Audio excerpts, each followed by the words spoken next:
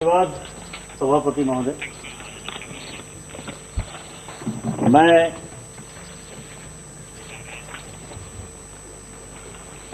रितेश पांडे जी के द्वारा लाए हुए इस रिजोल्यूशन के संबंध में बात करने के लिए खड़ा हुआ हूं। इस कोरोना काल में जो आंगनवाड़ी वर्कर्स ने जो कार्य किया है, इस देश के प्रधानमंत्री माननीय मोदी जी के नेतृत्व में जो कंधे से कंधे मिलाकर आंगनवाड़ी वर्कर और उनकी सहायिकाओं ने एक काम किया है, मैं उनके प्रति उनको बधाई देना चाहता हूं। और इस सदन की तरफ से मैं चाहता हूं कि सभी मेंबर्स की तरफ से उनको बधाई दी जाए कि आपने जो है एक बड़ा काम इस देश के लिए किया। दूसरा, मैं माननीय प्रधानमंत्री जी ने जिस तरह से बहन स्मृति ईरानी जी को ये जिम्मेवारी दी और जिस तरह से पैशन से, जिस तरह हसनैन मसूदी साहब बोल रहे थे या जगदम्बिका पाल जी बोल रहे थे, उससे अपने को संबद्ध करते हुए ये बता सकता हूं कि एक बड़ी जिम्मेवारी जो स्मृति ईरानी जी को मिली, उन्होंने 2019 से और खासकर इस कोरोना काल में जिस तरह का अद्भुत कार्य किया है, सदन की तरफ से मैं उनको ढेर सारी बधाई और शुभकामना देना चाहता हूं कि आप इसी तरह से काम करते रहें। मृत्यु दर की बात होती है, शिशु मृत्यु दर की बात होती है, महिलाओं के आगे बढ़ाने की बात होती है, और उसमें बात होती है कि एससीडीएस जो है ये किस आधार पर बढ़ा। मैं श्रीमती गांधी जी के भी प्रति इस सदन का विश्वास और उनको धन्यवाद देना चाहता हूं कि उन्होंने इस तरह का प्रोग्राम 1975 में लाया। लेकिन हमारी जो संस्कृति रही है सभापति महोदय, वो बड़ी ही सिंपल संस्कृति रही है, और हम लोग जो बचपन से पढ़ते आ रहे हैं, जैसे कबीर ने कहा कि साईं इतना दीजिए जामे कुटुम समाए, मैं भी भूखा ना रहूं साधु न भूखा जाए। इसका मतलब यह है कि हम एक डिस्ट्रीब्यूशन की कल्चर में, संस्कृति में हमेशा से विश्वास करते हैं। हम ये विश्वास करते हैं कि हमको उतनी ही धन होनी चाहिए, उतनी ही संपत्ति होनी चाहिए, उतना ही अख्तियार होना चाहिए जिसमें कि हम सबों को भोजन करा पाए। इक्वलिटी की बात, जो राइट ऑफ इक्वलिटी लगातार हम कॉन्स्टिट्यूशन में कहते हैं कि आर्टिकल 14 ये कहता है, आर्टिकल 21 कहता है। आर्टिकल 14 और आर्टिकल 21 पढ़ने की बहुत आवश्यकता नहीं है। मैं ये कहता हूं कि जो कबीर ने कहा, जो रहीम ने कहा, जो इसके पहले भारत के वेद ने कहा, पुराण ने कहा, सभ्यता ने, संस्कृति ने कहा, सबने एक ही बात कही। लेकिन कई एक चीज आजादी के पहले और आजादी के बाद एक वोट बैंक की स्थिति बन गई इस देश में। सभापति महोदय, आप किसान की बात करिए तो किसान को कैसे फायदा पहुंचना है उसके बारे में कोई बात नहीं करेगा। किसान को वोट बैंक की राजनीति में कैसे ले जाना है उसकी बात करेगा। यदि धर्म की बात करिए, और सच्चर कमेटी की रिपोर्ट में यह साबित हुआ कि आजादी के 60-70 साल बाद भी, और 60-70 साल कोई भारतीय जनता पार्टी हमने शासन नहीं किया सर, ये शासन जो है कांग्रेस पार्टी ने किया, कांग्रेस पार्टी के नेतृत्व ने किया। मैं ये नहीं कहता कि उन्होंने कुछ नहीं किया, उन्होंने बहुत कुछ करने की कोशिश की। लेकिन यदि सच्चर कमेटी जो कि कांग्रेस के ही शासन में बना, यदि उस रिपोर्ट को देखेंगे तो लगा कि मुसलमानों को जो उसका हक मिलना चाहिए, जो उसकी शिक्षा का विकास होना चाहिए, जो पढ़ाई का विकास होना चाहिए, नौकरी का विकास होना चाहिए, उद्योग धंधे में जो मुसलमान का प्रतिनिधित्व होना चाहिए, वो नहीं के बराबर है। तो मुसलमान की बात करें तो आपको जो है वोट बैंक की राजनीति नजर आएगी कि मुसलमान कैसे वोट की राजनीति करे, कैसे शिक्षा में आगे बढ़े, कैसे नौकरी में आगे बढ़े, इसकी कोई बात नहीं होती। और उसी तरह से महिलाओं का बात होगा, महिलाओं के अधिकार का बात होगा, तो महिलाओं को ये होना चाहिए, विकास होना चाहिए, आरक्षण होना चाहिए, नौकरी होना चाहिए, पढ़ाई होना चाहिए, बच्चे का जो है समुचित विकास होना चाहिए। ये केवल और केवल कागज में हो गया। उसी तरह का हो गया सभापति महोदय, जैसे कि प्रत्येक गांव में प्रत्येक गांव में बिजली लगना है। और जब मैं शुरू में सांसद बना 2009 में, तो कहा गया कि जब मैं किसी गांव में जाता था तो कहते थे कि अब यहां बिजली आ नहीं सकती है, क्योंकि राजीव गांधी विद्युतीकरण योजना में जिस तरह से ट्रांसफार्मर लगाए गए, एक फेज का लाइन लगा गया, बीपीएल के लोगों को जिस तरह से बिजली देने की बात हुई, 9 केवीए का, 16 केवीए का और 25 केवीए का जिस तरह से ट्रांसफार्मर लगाया गया कि गरीब तो उस बिजली को जलाएगा, अमीर नहीं जलाएगा, और अमीर ने जो है खुद्दन लगा के उस बिजली को लगा लिया। इसका फल ये हुआ कि सारे के सारे ट्रांसफार्मर या तो चोरी हो गए या जल गए। और उसी तरह से मैं अपना जब भाषण आगे बढ़ाऊंगा तो मैं बताऊंगा कि हुआ क्या एग्जैक्ट इसमें भी। आजादी के ठीक पहले 1946 में सभापति महोदय एक भोर कमेटी बनी, और भोर कमेटी ने यह कहा कि यदि सबसे ज्यादा भारत सरकार को, क्योंकि आजादी का एक मुहूर्त आने वाला था, लोगों को लग रहा था कि आज नहीं कल आजादी आ जाएगी, तो उस भोर कमेटी ने यह कहा कि सबसे ज्यादा आजादी के बाद यदि कहीं ध्यान देना है तो वह बच्चों के लिए देना है और महिलाओं के लिए देना है। और भोर कमेटी के रिकमेंडेशन के बाद जब 47 में हमारी सरकार बनी और हमारे माननीय प्रधानमंत्री श्री जवाहरलाल नेहरू साहब हुए, तो उन्होंने एक छोटा मोटा प्रोग्राम जो है वो स्टार्ट किया। लेकिन 10 साल में जब कुछ नहीं हुआ तो एक कमेटी जो है 1959 से 61 तक एक मुदलियार कमेटी बनी सभापति महोदय, और मुदलियार कमेटी ने कहा कि पिछले 10-12 साल 15 साल का जो अपना अध्ययन है, उस अध्ययन के बाद हम ये कह सकते हैं कि पिछले 13-14 साल में जिस आधार पर कि बच्चों के विकास के लिए, बच्चों के माल न्यूट्रिशन के लिए, बच्चों के मानसिक विकास के लिए, महिलाओं की एनीमिया की बीमारी को खत्म करने के लिए, इस देश से कुपोषण को और हंगर को, भूख को मिटाने के लिए जो कार्य होना चाहिए था वो कार्य नहीं हुआ। और रिपोर्टें आती हैं चली जाती हैं। 46 में रिपोर्ट आ गया, 59-60 में 46 में भोर कमेटी की रिपोर्ट आ गई, 59-60 में जो है रिपोर्ट आ गई, मुदलियार कमेटी की रिपोर्ट आ गई। लेकिन जब रिपोर्ट आती है तो रिपोर्ट ऐसे ही जैसे बंद हो जाता है, वो बंद हो गया। अचानक जो है होश आता है सरकार को, और 1975 में श्रीमती गांधी, क्योंकि उन्होंने कई एक फार रीचिंग लेजिस्लेशन लाए, कई एक लेजिस्लेशन ऐसे आए जो कि उन्होंने कहा कि हम ये काम करेंगे। जैसे बैंकों का नेशनलाइजेशन ही है सभापति महोदय की 1969 में जब बैंक का नेशनलाइजेशन हो रहा था तो इसी सदन में उन्होंने भाषण दिया कि ईस्टर्न इंडिया में जो क्रेडिट डिपॉजिट रेशियो है, सीडी रेशियो है, वो बढ़ नहीं पा रहा है, वो 30% 32% से ज्यादा नहीं हो पा रहा है। इस कारण से हमको बैंक को नेशनलाइज करना है, गरीबी हटाना है। 71 में उन्होंने नारा दिया। लेकिन दोनों का जो हस्त्र हमने देखा, जो नारा है, वो नारा ये है कि बैंक के नेशनलाइजेशन के बाद भी 1969 से लेकर 2014 तक जिस राज्य से मैं आता हूं, झारखंड से, बिहार से, यदि बंगाल की बात करें, यदि उड़ीसा की बात करें, छत्तीसगढ़ की बात करें, तो आज भी 2014 तक, अब वो सीडी रेशियो 35% पर आया है, लेकिन 2014 में जब माननीय मोदी जी ने प्रधानमंत्री पद संभाला तो वो सीडी रेशियो केवल और केवल 30% ही था। जिस 69 से लेकर 2014 तक इस देश का यही हाल था। और उसी तरह से गरीबी हटाओ की यदि बात करेंगे तो गरीबी हटाओ का जो नारा था, वो नारा यदि 2014 तक देखेंगे तो जो यहां सदन में लगातार जीत कर आए हैं, और खासकर इसमें कई एक लोग बैठे हुए हैं जहां जो 2009 में हम लोग सब साथी सांसद बनकर आए, जैसे जो पार्लियामेंट्री अफेयर्स मिनिस्टर बैठे हुए हैं मेघवाल साहब, जो राजेंद्र अग्रवाल जी बैठे हुए हैं, आप जो सभापति महोदय, आप तो हम लोगों से सीनियर हैं, आप तो पहले ही जीत कर आए, हम लोग जितने लोग बैठे हैं उसमें सबसे सीनियर आप ही हैं।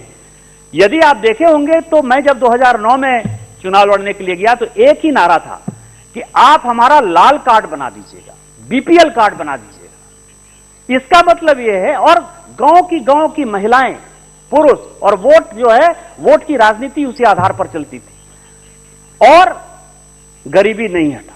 2014 के बाद जिस तरह से सरकार ने अपना मापदंड बदला, जिस तरह से उसने जोड़ा कि किस तरह से बिजली मिलेगी, किस तरह से फूड सिक्योरिटी एक्ट में लोगों को खाद्यान्न मिलेगा, किस तरह से लोगों को नौकरी मिलेगी, जिस तरह से उनका विकास होगा, उसके आधार पर आज सांसद होने के नाते मैं ये गर्व के साथ कह सकता हूं कि इसके लिए माननीय प्रधानमंत्री जी बधाई के पात्र हैं कि कम से कम हमारे जैसे लोगों को उन्होंने एक मुक्त कर दिया और जो अमीरी और गरीबी की जो खाई, बैकवर्ड और फॉरवर्ड की जो खाई बढ़ रही थी, उसको खत्म करने में उन्होंने बड़ा योगदान दिया और धीरे धीरे गरीबी भी कम हो गई।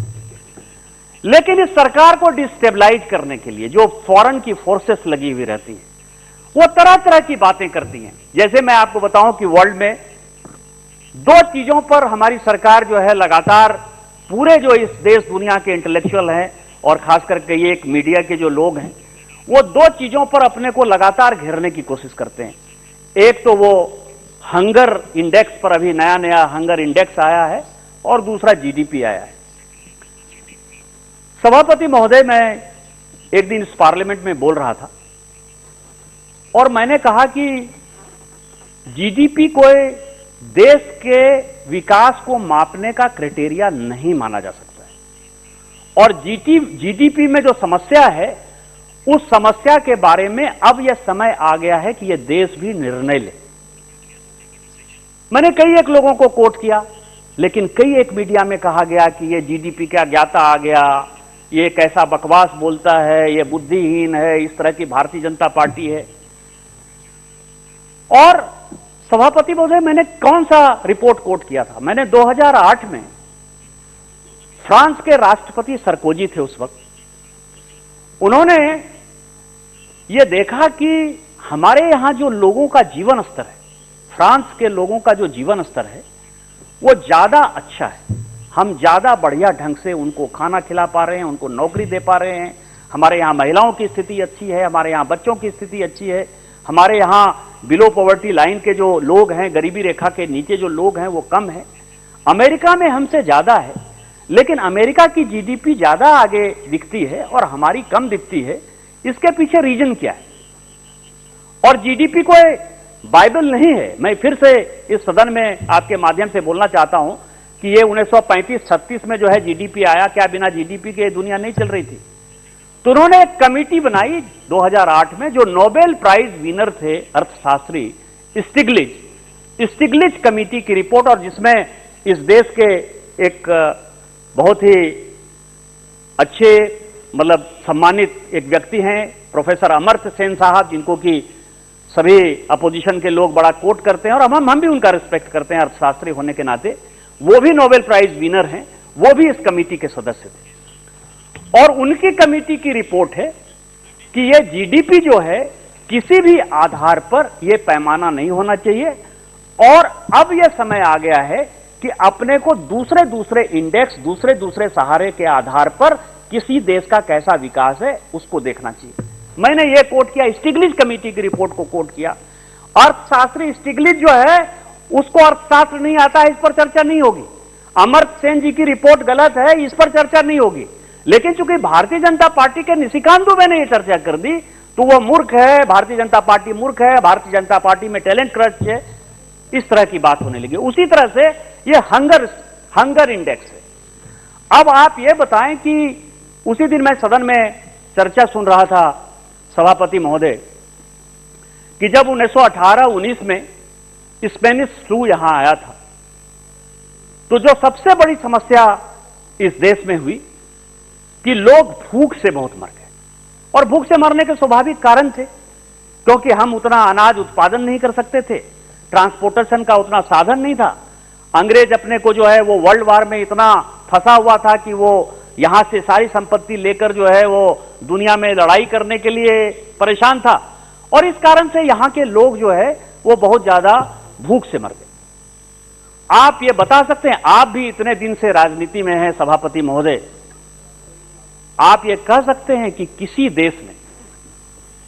देश ने अपने लोगों का जान बचाने के लिए माननीय मोदी जी के नेतृत्व में 2.5 लाख करोड़ रुपया खर्चा किया और 80 करोड़ लोगों को लगातार मार्च तक 5 किलो अनाज दिया जा रहा है। इसके लिए क्या हमको मोदी जी को बधाई नहीं देनी चाहिए? और ये अनाज कैसे सही समय पर पहुंचे, आंगनवाड़ी केंद्र में कैसे सही समय पर पहुंचे, लोग, बच्चे जो है भूख से नहीं मरे, महिलाएं कुपोषण की शिकार नहीं हो, महिलाओं में एनीमिया नहीं फैले। क्या हम और आप इसके गवाह नहीं हैं कि एक पैशनेट तरीके से, एक जुनूनी तरीके से, एक काबिल मंत्री के नाते स्मृति ईरानी जी लगातार सांसद हो, विधायक हो, सारे अधिकारी हो, सारे चीफ सेक्रेटरी हो, लगातार उनके साथ टच में नहीं। मेरे से ही यदि उनकी 5 बार 7 बार बातचीत हुई होगी कोरोना और आसपास में, तो उन्होंने हमेशा कहा होगा कि निशिकांत, तुमने मीटिंग ली, तुम्हारे यहां माल न्यूट्रिशन की क्या स्थिति है, तुम्हारे यहां जो ये पोषण पखवाड़ा हम मना रहे हैं, पोषण पखवाड़े में तुमने कहां भाग लिया? क्या अपने को बधाई नहीं देनी चाहिए? क्या पार्टी लाइन से उठकर अपने को बधाई नहीं देनी चाहिए कि इसके लिए बधाई की पात्र है? तो मेरा यह कहना है कि इस तरह का जो वैक्यूम है, इस तरह का जो डिस्कशन है पार्लियामेंट में, अपने को इससे बचना चाहिए। दूसरा, मैं 3-4 चीज आपको बताना चाहता हूं जो मैंने अपने शुरुआती भाषण में कहा कि यह जो आईसीडीएस स्कीम था, इसको हमने किस ढंग से, एक तरीके से आप समझिए कि फेल करने के लिए या एक नारे के तौर पर हमने लिया। मैं आपको कुछ जजमेंट कोट करना चाहता हूं सभापति महोदय कि क्या किया। कांग्रेस ने आईसीडीएस स्कीम चलाया, बधाई के पात्र है, लेकिन उसमें महिलाओं की स्थिति क्या हुई, बच्चों की क्या स्थिति हुई? मैं 2009 का ये सुप्रीम कोर्ट के एक जज का जो है जजमेंट कोट करना चाहता हूं। अरिजीत परसायत जी ने कहा कि grievance is made by the petitioner about the non implementation of the direction given by this court to the central government and the state government relating to integrated child development scheme. The scheme is meant for children of the age group of 0-6, pregnant women, lactating mothers and adolescent girls. Undisputedly, funds are released by the central government to state governments who are required to implement the scheme. They are not implementing it and central government is not taking care. ये report, ये 2009 का ये judgement है sir. और 2009 का judgement इसीलिए आया कि 2004 में भी और 2006 में उसी कोर्ट ने लगातार 2 ऑब्जर्वेशन की कि ये जो तुम स्कीम लागू कर रहे हो, इस स्कीम में तुम कोई भी काम ऐसा नहीं कर रहे हो जिसमें से कि हम जिस चीज के लिए इस स्कीम को लेकर आए, जिस स्कीम के लिए कि लगातार 2001 हो, 2004 हो, 2006 हो, सुप्रीम कोर्ट ने अपने ऑब्जर्वेशन दिए, वो ऑब्जर्वेशन तुम पूरा नहीं कर रहे हो। क्या इसी तरह के आईसीडीएस स्कीम के साथ अपने को बढ़ना चाहिए? जिस तरह से रितेश पांडे साहब लेकर आए हैं, क्या आंगनवाड़ी वर्कर की स्थिति को कभी आपने देखा है? कभी सहायिका के स्थिति को देखने का जो है किसी ने प्रयास किया? मॉनिटरिंग कमेटी जो है, मॉनिटरिंग कमेटी कैसी होनी चाहिए, लोग सभी बात करते हैं। जगदम्बिका पाल जी हमारे जो सीनियर अभी बोल कर गए, बहुत अच्छा बोलते हैं और आंगनवाड़ी के साथ वो लगे हुए हैं। जो भी लोकसभा का चुनाव लड़ता है, निश्चित तौर पर उसका एक फोकस जो है बच्चों के कारण, महिलाओं के कारण, माल न्यूट्रिशन के कारण, एनीमिया के कारण, निश्चित तौर पर वो एक, चाहे वोट बैंक की राजनीति कह लीजिए या आप समझिए कि समाज में वो कुछ काम करने के लिए गया है, तो वो उस काम करने के कारण सबका ध्यान जो है निश्चित तौर पर आंगनवाड़ी केंद्र पर होता है। लेकिन आंगनवाड़ी केंद्र में सहायिका का सिलेक्शन कैसे होता है? बिहार में कैसा होता है, झारखंड में कैसा होता है, उत्तर प्रदेश में कैसा होता है? और इसको अपने को पार्टीजन एंगल से ऊपर उठकर सोचना चाहिए। यदि हम पंचायतों को यह अधिकार देने की बात करते हैं कि पंचायत में मुखिया जो है इन चीजों को कोऑर्डिनेट करेगा, तो कभी आपने देखा है कि मुखिया क्या काम करता है? मुखिया जो है, क्योंकि बीपीएल सूची में जो सबसे बड़ी समस्या आई सर, कि नाम काटने का और नाम जोड़ने का अधिकार हमने ग्राम पंचायत को दे दिया, मुखिया को दे दिया, कि जो अमीर हो गए उसका नाम जो है आप काट दो और जो गरीब हो गए उसका नाम जो है जोड़ दो। आपको लगता है कि कोई एडिशन या कोई जोड़ या घटाव जो है मुखिया कर पाता है वोट बैंक की राजनीति के कारण? उसी तरह से कहां से सप्लाई होगा, कौन आदमी फूड सप्लाई करेगा, यह भी स्टेट गवर्नमेंट अपने अपने हिसाब से तय करती है। और मैंने जितने इस जजमेंट को कोट किया है सर, 2001 का जजमेंट हो, चाहे 2004 का जजमेंट हो, चाहे 2006 का जजमेंट हो सुप्रीम कोर्ट का, चाहे 2009 का जजमेंट हो, और हम लगातार यहां सुप्रीम कोर्ट की बात करते हैं, सब ने यह कहा है, सभी जजमेंट में एक ही बात सबसे प्रमुख है सर, जो कॉमन बात है, वो कॉमन बात यह है कि कोई भी मास सप्लाई नहीं होगा। कोई भी बड़ी कंपनियां जो है इस तरह के चीजों की सप्लाई नहीं करेगी, न्यूट्रिशनल फूड की सप्लाई नहीं करेगी। लेकिन क्या हो रहा है राज्यों में, राज्य सरकारें, चाहे कोई भी सरकार हो, मैं ये समझ करता हूं कि, और मेरा आपके माध्यम से मंत्री जी से यह आग्रह भी है कि एकदम पूरा स्पिरिट में जो जजमेंट है, यदि हम उसको लागू करें तो कई एक चीजें आप कर सकते हो। और आप बहुत काम कर रही हैं, मैं आपको बताऊं कि आपकी पीड़ा को मैं समझता हूं मंत्री जी। मैंने कहा कि जितनी बार मैं आपसे बात करता हूं, जैसे आप भी हमेशा बताते रहती हैं कि यदि एनीमिया को खत्म करना है, मंत्री जी कहती हैं, कई एक बार व्यक्तिगत बातचीत में स्मृति ईरानी जी कहती हैं कि यदि एनीमिया को खत्म करना है तो एनीमिया को खत्म करने का सबसे बढ़िया जो सब्जी है, सबसे बढ़िया जो इलाज है, या सबसे बढ़िया चीज है, वो है सहजन, जिसको कि ड्रम स्टिक कहते। हमारे यहां बिहार झारखंड में उसको सहजन कहते या सोजीना कहते। हमारे घर में भी लगा हुआ है, दिल्ली में भी हमने लगाया हुआ है सर। यदि वो खिलाया जाए तो महिलाओं का एनीमिया जो है बहुत हद तक हम कंट्रोल कर सकते हैं। लेकिन क्या राज्य सरकार जो है लोकल प्रोडक्ट के नाते, डिस्ट्रिक्ट प्रोडक्ट के नाते, पंचायत प्रोडक्ट के नाते, या आंगनबाड़ी केंद्र जिसके बारे में हम बात करते हैं कि अपना उसका भवन होना चाहिए, अपना घर होना चाहिए, क्या किसी आंगनबाड़ी केंद्र में हम सहजन का पेड़ लगाते हैं सर? और पूरे देश के लिए अच्छी बात है। लेकिन क्या है कि हमको इससे पैसा कमाना है, इससे अपने को करप्शन करना है, और इस तरह की एक्टिविटी को रोकने के लिए कोई बहुत प्रयास जो है हम जब नहीं करते हैं तो ये समस्याएं जो है डेवलप होती है। कई एक चीजें ऐसी हैं सभापति महोदय कि हमको लगा कि 2014 में कांग्रेस पार्टी ने यह तय कर लिया कि उसको नहीं आना है। 2011-12 से चाहे 2G का मामला हो, चाहे CWG का मामला हो, कई एक चीजें कोर्ट में हैं, कई एक सदस्य यहां हैं, मैं उनके ऊपर कमेंट नहीं करना चाहता। लेकिन उन्होंने धीरे धीरे इस तरह की पॉलिसी बनानी स्टार्ट की जिसमें लगा कि आगे आने वाली जो सरकार है, क्योंकि ये 5 साल मान लीजिए कि हम सरकार में नहीं आएंगे, 2014 में सरकार में नहीं आएंगे, तो लेकिन 2014 में जाने के पहले हम कुछ ऐसा काम करके चले जाएंगे कि जो आने वाले प्रधानमंत्री हैं वो उन चीजों को इंप्लीमेंट नहीं कर पाएंगे, और नहीं इंप्लीमेंट कर पाएंगे तो देश में इतना रिएक्शन होगा कि उस रिएक्शन से फाइनली भारत सरकार को हार का सामना करना पड़ेगा। और उसमें 2 एक्ट जो है सभापति महोदय, जिसके लिए मुझे लगता है कि एक तो लैंड एक्विजिशन एक्ट, जिसमें ऐसा हो गया कि यदि आपको लैंड एक्वायर करना है, किसी को पैसा देने में समस्या नहीं है सर, किसानों को पैसा मिले, ये भारतीय जनता पार्टी हो या कोई भी अन्य सरकारें हो, वो किसानों के नाम पर राजनीति करती हैं, तो किसानों को पैसा देने में उनको समस्या नहीं है। लेकिन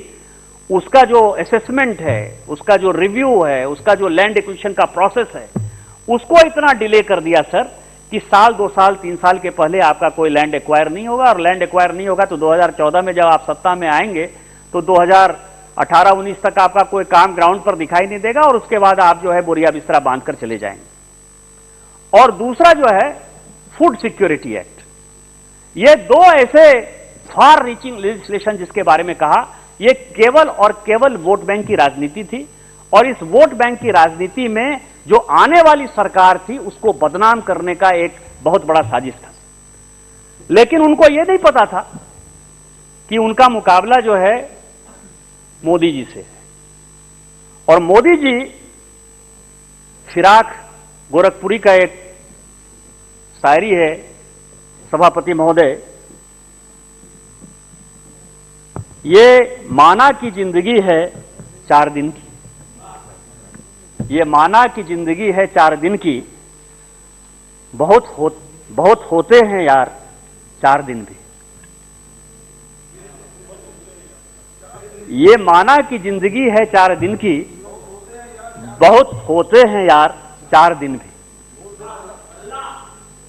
और मोदी जी इसी विश्वास के साथ चले कि ये 5 साल भी हमारे लिए काफी है, जो करना है करो। मुझे यदि दबे, पिछड़े, कुचले, महिला, शोषित, वंचित को न्याय देना है, उनका विकास करना है, तो हमको जो करना होगा हम करेंगे। और क्या हुआ? इस फूड सिक्योरिटी एक्ट के बाद मैं केवल 2 चीज कोट करना चाहूंगा।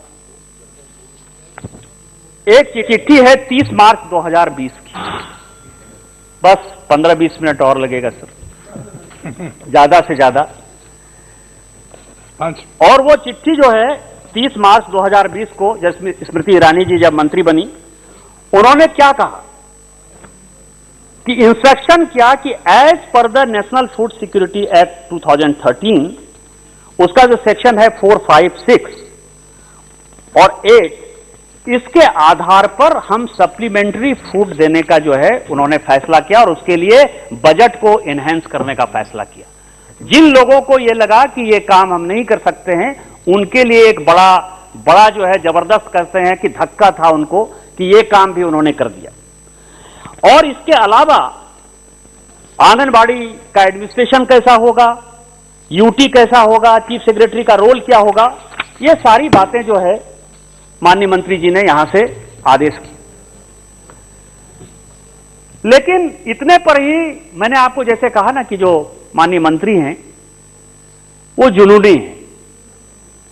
जैसे अमेठी के लोगों ने यदि इनको 2014 में कम वोट से जो है यहां आने का मौका नहीं दिया, तो 2019 में 5 साल तक इन्होंने अमेठी में इतनी मेहनत की कि फाइनली जो है अमेठी भी जीत कर आए और अमेठी के जो राजकुमार थे उसको केरल भी भगा दिया, आपके राज्य में भगा दिया। ये इनके जुनून का परिणाम है।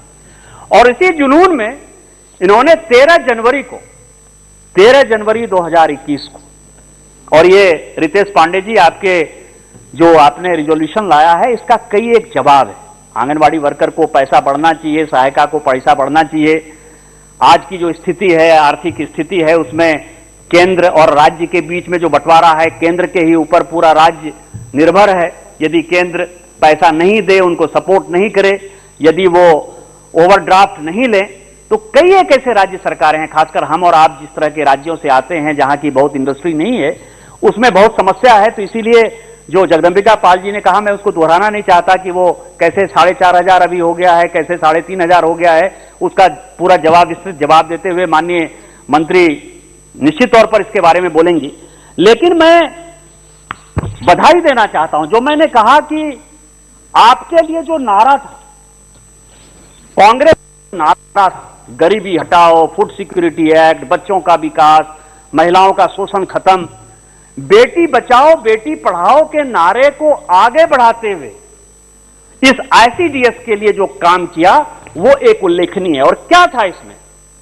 13 जनवरी का जो इनका ऑर्डर है वो क्या कहता है कि ये नारा नहीं है हमारे लिए, बच्चों का विकास मोदी गवर्नमेंट के लिए नारा नहीं है, स्मृति ईरानी जी के लिए नारा नहीं है, ये इनके लिए इमोशनल विषय है, एक ऐसा विषय है जिसको कि अपने को आगे बढ़ाना है, बच्चों को आगे बढ़ाएगा, बच्चे स्वस्थ होंगे, महिलाएं स्वस्थ होंगी, तभी ये देश आगे बढ़ेगा। और उसमें कहा, पहला क्या था कि क्वालिटी एश्योरेंस, जो मैंने आपको बात कही कि आंगनवाड़ी केंद्र में उस तरह का भोजन होना चाहिए जो भोजन कि हम आप सामान्य तरीके से खाते हैं। सबसे बड़ी समस्या तो यह आती है कि यदि दाल है तो उसमें केवल पानी, यदि चावल है तो हो सकता है कि उसमें कीड़ा पड़ा हुआ चावल हो, यदि सब्जी है तो सब्जी उग रहा है कि नहीं उग रहा है, उसका कोई मतलब हरी सब्जी उसको दी जा रही है कि नहीं दी जा रही है, इसको भी देखने वाला नहीं था। तो सबसे पहला जो आदेश है, और यह बहुत ही महत्वपूर्ण है, और रितेश पांडे जी ये आपके रिजोल्यूशन लाने के बाद का ये मैं आपको पढ़ रहा हूं, ठीक 1 साल बाद का, कि क्वालिटी एश्योरेंस जो है इसमें होना चाहिए। और जो टेक होम राशन है उसमें जो और भी जोड़ा माननीय मंत्री जी ने कि टेक होम राशन जो है वो एफएसएसआई का जो एम्पेनल्ड या एनएबीएल का एक्रीडेटेड लेबोरेटरी से जो है उसकी जांच होगी। आज तक किसी ने सोचा? आज तक किसी ने गरीब आदमी के बारे में सोचा? हम रहीम का दोहा पढ़ते हैं कि रहीमन वे नर मर चुके जे कहीं मांगन जाई, उनते पहले वे मुए जिन मुख निकसत नाही। आप गरीब की बात करते हैं, गांव की बात करते हैं, महिलाओं की बात करते हैं, बच्चों की बात करते हैं, लेकिन उनको अच्छा खाना कैसे मिलेगा इसके बारे में आपने कभी नहीं सोचा। आपने तो ठेकेदार के हाथ में दे दिया। लेकिन सबसे पहला जो है यही आदेश आया अभी 13 जनवरी 2021 का कि उसका क्वालिटी एश्योरेंस कैसे होगा और उसमें कौन सी लेबोरेटरी होगी और कौन सा सर्टिफिकेशन होगा, यह भी माननीय मंत्री जी ने तय किया। पहली बार तय हुआ 1975 के बाद से।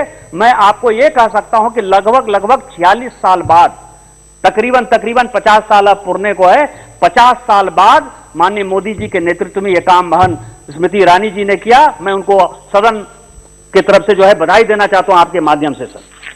दूसरा जो है supply chain management. Supply chain जो है स्टेट्स का वो ट्रांसपेरेंट नहीं है। जैसे मैंने आपको कहा, सबसे ज्यादा यदि चोरी है, सबसे ज्यादा यदि चोरी है तो कई एक लोगों ने झूठा सही फैक्ट्री बना लिया। कोई मध्य प्रदेश में फैक्ट्री, कोई उत्तर प्रदेश में फैक्ट्री, कोई बिहार में फैक्ट्री, कोई झारखंड में फैक्ट्री, और वो क्या सप्लाई करते हैं कहां के लोगों का। अब आपको बताऊं मैं कि झारखंड के लोगों का और बिहार के लोगों का खाने का स्वाद और गुजरात के लोगों का खाने का स्वाद, कर्नाटक के खाने का स्वाद और नॉर्थ ईस्ट के खाने का स्वाद ये कैसे हो सकता है। तो इसके लिए उन्होंने व्यवस्था की कि सप्लाई चेन मैनेजमेंट जो है वो प्रॉपर होना चाहिए और वहां के लोकल लोगों का, लोकल बच्चों का और महिलाओं का ध्यान रखते हुए होना चाहिए। डिस्ट्रिक्ट लेवल पर डिस्ट्रिक्ट मॉनिटरिंग कमेटी डीएम के नेतृत्व में होनी चाहिए और उसकी मीटिंग जो है वो लगातार होनी चाहिए। और जो क्या मॉनिटर करेगा और कब कब मॉनिटर करेगा, पीरियोडिक मॉनिटर करेगा, नेसेसरी स्टॉक की डिलीवरी का मॉनिटर करेगा, पार्टिसिपेट करेगा वो सारे मीटिंग में, उसको क्या काम है यह भी तय किया। इसके बाद उन्होंने स्टेट लेवल पर, क्योंकि जो सबसे बड़ी समस्या है कि कई एक चीजें डिसेंट्रलाइज नहीं है, या आईसीडीएस स्कीम में डिसेंट्रलाइज सिस्टम नहीं है, स्टेट ही तय करता है कि स्टेट की तरफ से कौन होगा। तो स्टेट की तरफ से सेक्रेटरी का उतना अधिकार नहीं, आज है कल नहीं चला जाएगा, या सेक्रेटरी जो है वो किसी मंत्री के अधीन काम करता है। तो इसमें क्या किया इन्होंने कि स्टेट लेवल मॉनिटरिंग कमेटी में पहली बार मुख्य सचिव के नेतृत्व में, चीफ सेक्रेटरी के नेतृत्व में वो स्टेट लेवल की मॉनिटरिंग कमेटी इन्होंने बनाई। इसके बाद विलेज लेवल पर इन्होंने आंगनवाड़ी सेंटर का जो है मैनेजमेंट लेवल कमेटी बनाई, जिसमें मदर ग्रुप, पंचायत राज इंस्टीट्यूशन, पोषण पंचायत, और उसमें से कौन मालिकाना हक होगा, कौन उसको ओन करेगा लोकल लेवल पर। क्योंकि सभी को आंगनवाड़ी केंद्र में यह लगता था कि या तो जो सीडीपीओ है वो मैनेज करेगी, या मान लीजिए मुखिया सरपंच को वो काम दे दिया गया तो वो हो गया। लेकिन इसके लिए इन्होंने एक पूरी जो है एक कमेटी बना दी और उसका मॉनिटरिंग, क्योंकि कई एक बार हम लोग जब दौरा करते हैं तो ये देखने को मिलता है कि वो आंगनबाड़ी केंद्र जो है वो बंद है। बंद किस कारण से है ये अपने को बहुत अंदाजा नहीं लगता है। तो इसके लिए एक इन्होंने वहीं की लोकल कमेटी बना दी, और यदि 4 आदमी 5 आदमी किसी घर का मालिक होगा तो निश्चित तौर पर वो गलत नहीं होने देगा। तो इसके लिए भी इन्होंने बना दी। इसके बाद जो जिसकी बात की जगदंबिका पाल जी ने बार बार कहा कि पोषण ट्रैकर, और मैं आपके माध्यम से माननीय मंत्री जी से जब आप जवाब देने के लिए जाएं तो पोषण ट्रैकर ने फाइनली कितने गलत लोगों को हटाया। क्योंकि इसमें जो सबसे बड़ी समस्या है कि मिड डे मील स्कीम और आंगनबाड़ी में जो दिक्कत है सर, और मैं माननीय मंत्री जी से आग्रह करूंगा कि उसको भी सुधारने का प्रयास किया जाए, क्योंकि दिशा कमेटी में यह बार बार चलता है कि आप जो बच्चों का एडमिशन ले रही हैं वो 4 साल से ऊपर के बच्चे जो है वो स्कूल में एडमिशन लेते हैं, तो स्वाभाविक तौर पर वो मिड डे मील स्कीम के अंतर्गत आ जाते हैं। और इसमें आपने 0 से 6 दिया है, तो जो 2 साल का जो गैप है उसमें से कई एक बच्चे जो है आंगनबाड़ी केंद्र में भी रजिस्टर होते हैं और वो स्कूल में भी रजिस्टर होते हैं मिड डे मील स्कीम में। तो यहां का भी पैसा जाता है और वहां का जो बिचौलिए हैं, जो लोग हैं, वो इस तरह का डबल एंट्री करके जो है दोनों जगह से, एजुकेशन से भी पैसा ले लेते हैं और आईसीडीएस से भी पैसा लेते हैं। तो ये जो पोषण ट्रैकर आपने बताया, इससे कितना फायदा हुआ और हम लोगों को कितना बेनिफिट हुआ इस कंट्री को, यह भी बताना चाहिए, और कहां कहां करप्शन था ये इन्होंने बताया। इसके बाद प्रोक्योरमेंट, जैसे मैंने आपको बताया कि जो प्रोक्योरमेंट है वो जो सबसे बड़ा विषय है, वो किस तरह से खरीदारी होगी, लोग कैसे खरीदेंगे, ये भी मतलब ये सारा ऑर्डर में आया। ये इन्होंने जो सारे चीफ सेक्रेटरी को भेजा और जिसको लगातार ये मंत्रालय फॉलो कर रहा है, ये इन्होंने दिया। इसके बाद जो कन्वर्जेंस है, ये बहुत बड़ी बात है कि रोल और रिस्पॉन्सिबिलिटी ग्रासरूट लेवल पर, जैसे कई एक जगह था कि बिल्डिंग नहीं है, हम आप देखते हैं कि बिल्डिंग नहीं है, तो इन्होंने सभी जगह क्या किया, यही तो मैं कह रहा हूं कि समस्याओं 18 विभाग ऐसे हैं, 18 विभाग रितेश जी, जिसको कि मंत्री ने कन्वर्स किया। केवल हमारे लिए नारा नहीं था, हमारे लिए इमोशन था, वही बताने की कोशिश कर रहा हूं कि आंगनबाड़ी यदि बनेगा तो वो मनरेगा से कैसे बनेगा, यदि पानी उनको पहुंचना है तो जल शक्ति मंत्रालय उसमें क्या रोल करेगा, यदि स्वच्छता मिशन से जाना है तो यहां हरदीप पुरी साहब बैठे हुए हैं, इनका मंत्रालय शहर में क्या करेगा और गांव में क्या करेगा। इस तरह का जो है हाउसिंग मंत्रालय से, चाहे वो रूरल डेवलपमेंट मंत्रालय से, चाहे वो आयुष मंत्रालय से, चाहे हेल्थ से, सभी मंत्रालय से 18 मंत्रालयों का जो है कन्वर्जेंस जो है इस सरकार ने किया। और इसके लिए हम लोगों को बधाई नहीं देना चाहिए, मंत्री जी को किसी ने सोचा, किसी ने उस समस्या को सोचने का प्रयास किया, और ये सारा चीज जो है हमारी सरकार ने किया। आप, मुझे लगता है कि और काफी स्पीकर हैं, आप बहुत परेशान हैं, मुझे तो बोलना बहुत था, लेकिन आपने मुझे मौका दिया। मैं आपको यही कह सकता हूं कि फिराक ने जो बात कही, और मैं माननीय मोदी जी के लिए और माननीय स्मृति ईरानी जी के लिए फिर से एक शायरी से अपना बात समाप्त करना चाहता हूं कि यही जगत की रीत है, यही जगत की रीत है, यही जगत की नीत है, यही जगत की रीत है, यही जगत की नीत है, मन के हारे हार है, मन के जीते जीत है। और आज जो कुछ भी हुआ है आईसीडीएस में, जो आमूलचूल परिवर्तन इस सरकार ने किया है, मैं माननीय प्रधानमंत्री जी को और माननीय मंत्री स्मृति ईरानी जी को बधाई देते हुए इस सदन की तरफ से अपनी बात समाप्त करता हूं इन्हीं शब्दों के साथ। जय हिंद, जय भारत।